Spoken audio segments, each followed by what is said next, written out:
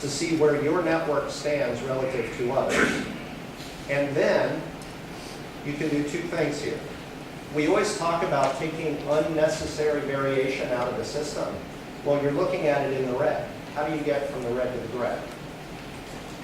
Are you at risk for the next time around? Your payer is going to take your rate down because you were in the red.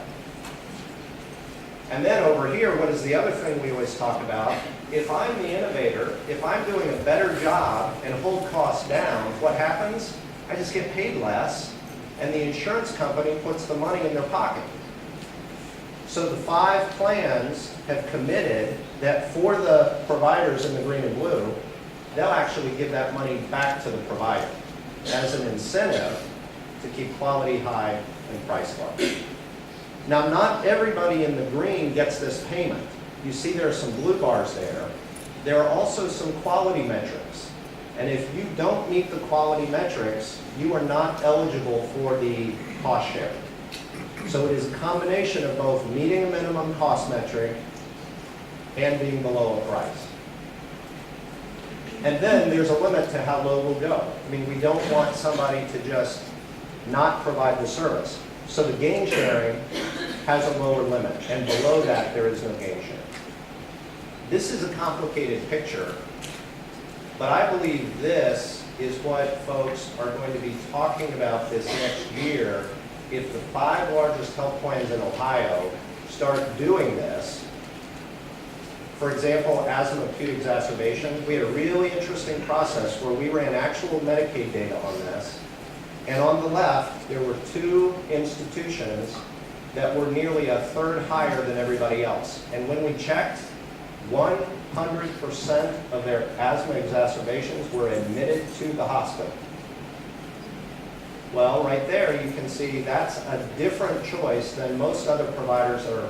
And actually, in that case, the Medicaid director got in his car the next day, and he drove up there, and he said, you know what you're doing. So the data itself is powerful. And then, if we can change how we pay to reinforce good outcomes, all the better. Okay. And then I mentioned this before, 50 episodes account for 70% of everything we pay in healthcare. Think of that, 50 episodes. So I know healthcare is really complicated and where do you start, but 50 episodes account for 70% of what we spend. So of those 50, we picked 5 that seem the most straightforward, easiest to define, claims data exists. Start with some successes. We're at a process now where we're convening teams, and these are not the health plans saying, here's how we define the episode. They're clinical teams of practitioners who are designing the risk adjustment, the exclusions, so providers themselves see the model as legitimate, and then the payers will adopt it as their methodology for setting their payment levels. We had hoped the federal government has what they're calling testing grants to do this work. They were supposed to be out now. They're not out now. They're going to be out in the spring. So we put our own money up, and we're going to continue this work and design the episodes. And then hopefully, because of the progress we've made, get a federal grant to really take this to scale over the next year. So convene clinical work groups to create Ohio-specific technical definitions, continue the CPCI efforts, submit a state healthcare innovation plan. The summary of all the work to date is in about a 60-page document that's posted on our website. So that's something that if you're interested in, you can take a look at. If you're interested in recommending edits, we're taking those recommendations through the rest of this week, and then we'll send a final document to the federal government next week. And as I mentioned, we intend to apply for a federal testing grant. This is the website. Much of what I've talked about is on there in a lot of detail. We try to be as transparent as we can, so I'd encourage you, if there's something here that's caught your attention, to go there for more information. My email, if you follow the contacts page, is on there. Just email me if you have input or ideas. So I went a little longer than I intended to, but I really do want to take questions. So let's now move into some questions. Thank you. Yeah. Ray, on one of your early slides, you showed the dollar amount for different benefit programs, workforce, food stamps, things like that. Was that the total of dollars paid out in the benefit programs, or was those dollars only the dollars used by children? No, the total amounts were the totals in those programs, and then I'll just go back to it.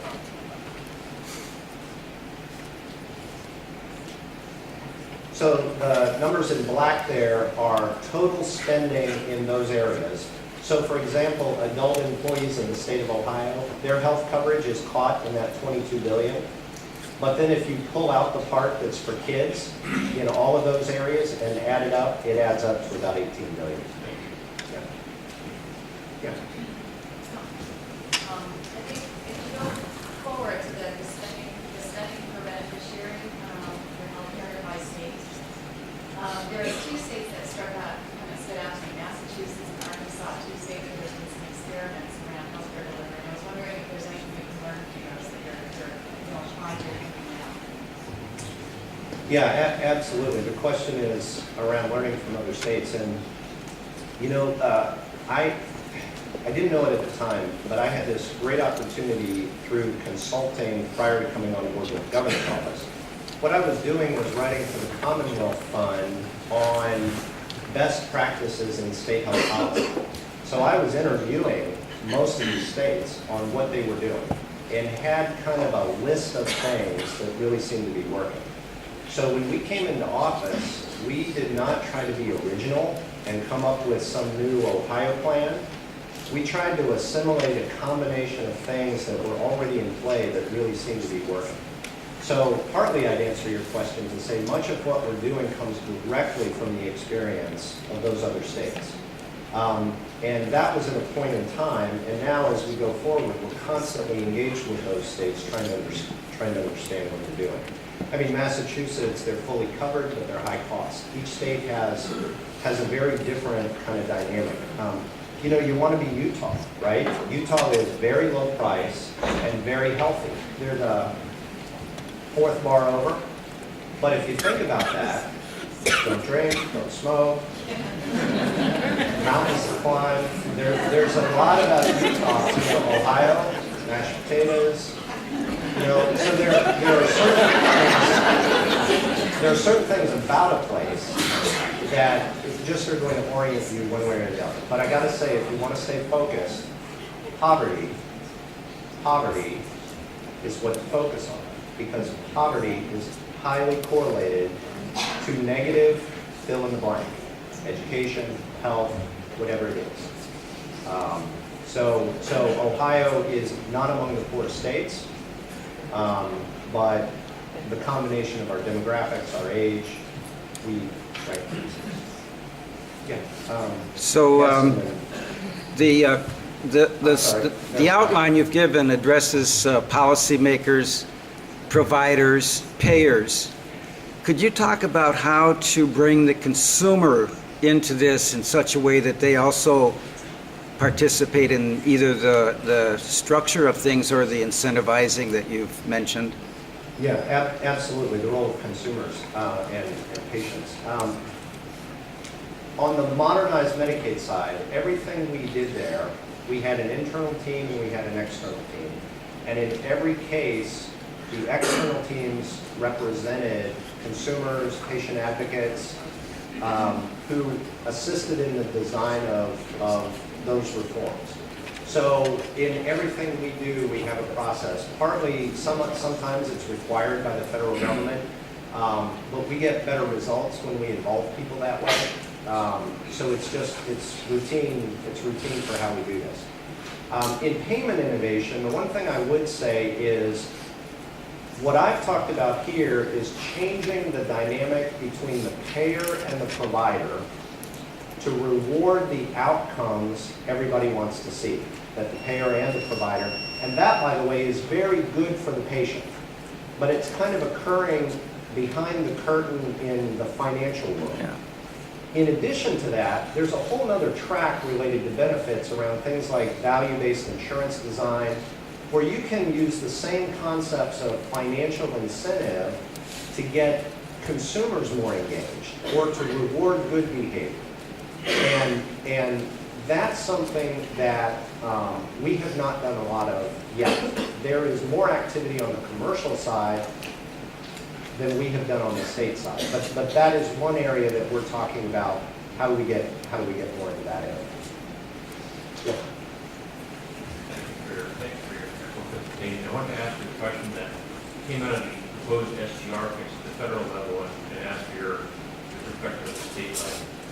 So the rules that came out of the Senate Finance and the House Ways and Means have the ability to opt out of the 0% pay rate increase over 10 years by providers if you enter into alternative payment models. And you could either do that by entering, for example, into a bundle providership in which 25% of your care is given in the form of a bundle. But you actually get credit through the proposals if some of your commercial revenue actually is in the form of a bundle payment. And that struck me as very neat that the Medicare is going to reward providers for providing care to the commercial market in a certain form. So can you reflect back to Ohio and if you would see the state encouraging providers on the commercial side through Medicaid payments enter into alternative payment models? Yeah, absolutely. We agree. We agree that what it's going